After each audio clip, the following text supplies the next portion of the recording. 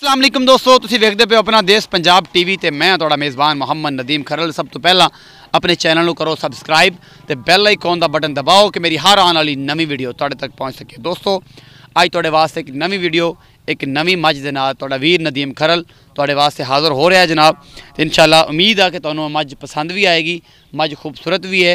मझ दा मालक नूं रेट भी पुछ लांगे मुनासिब जिहा प्यार मुहब्बत नाल हथ रख के उहदी कंड ते कि प्यार मुहब्बत रेट करया जे। उम्मीद है कि तुहानूं मझ बड़ी पसंद आएगी।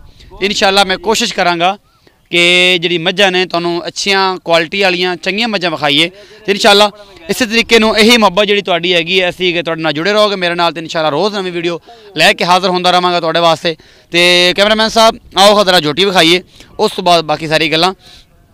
कैमरामैन साहब पहले इहदा सिर विखा लो। शक वालियां अखां ने मझ दियां, निक्का जिहा बल्ला निशान है सफेद, बाकी खुंडा सिंह है, मूँह चौगी है। मालक ने पूछा पूरा वजूद इहदा विखाया जे, फिर मालक नाल आपां गल करांगे कि इहदा रेट रूट की है मुनासिब।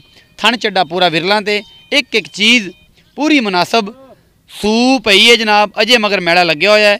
4-5 घंटिया की दुध उहदा कढ़ लिया है। थन पूरा मुठ मुठदा है, पूरियां विरलां ते कोई फिक्र वाली गल नहीं, कोई टेंशन वाली गल नहीं। घर की झोटी है माशाल्लाह बड़ी खूबसूरत। तो एक एक चीज़ मेरा कैमरामैन तुहानूं दिखा रहा है। बहुत खूबसूरत झोटी है।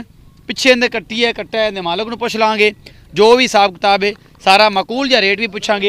ये किनवें सूबे है किनवें नहीं की हिसाब किताब है। इत्थे आओ जी। हेलो अस्सलाम वालेकुम। अस्सलाम वालेकुम। वालेकुम सलाम। पतरेड़ की हाल है? ठीक ठाक तकड़ा है शुक्र सारी खैर मेरे। अच्छा वीरे ये दस कहते माकूल जे पैसे किन्ने ने ते मूँह किवें ते किन्ने दिन दी? मूँह चौगी है 3.5 लाख रुपया। 3.5 लाख रुपये। कोई मोहब्बत प्यार है कि बस इत्थे ही हत्थ है? इहदा 3 लग्या खा। 3 लग्या खड़ा है। ते दुध किन्ना सू? दुध राती सोई हुण पहलन झोटी किन्ना कड्ढिया जे बौला? हैगा 6 सिर। 6 सिर बौला सी जनाब। 3 लग्या खड़ा है ते 3.5 लाख तुहाडी रेंज हैगी है। ये इस थल्ले भी कितनी बेचनी? कर लै सको राय। कर लोगे रैत? 3 लग्या खड़ा तो मुड़ रैत की करोगे? किन्नी का कर लै 3। ये जेह्ड़े लोग देखते ना मेरे चैनल उहदे विच एह पतरेड़ होंदा है कि ओह इनू तोल देंदे ने जानवर। 3.20 दे जो रेट लगेगा मेरा काम है तेन फोन कर देना, फोन करके तेन दसी जाना। अगे तेरे नसीब है जिते कवेंगा फिर तेरे नाल राबता कर लांगे। 3.5 लाख रुपया मुल किया जनाब कि 3 मैनू लगी जाता है। तो मैं 6 सिर का बोरा जोड़ा है वह कढ़िया है, मगर इनते कट्टा है, मूँह चौकी झोटी है। सारा कुछ मेरे कैमरामैन तुहानूं दिखाया है।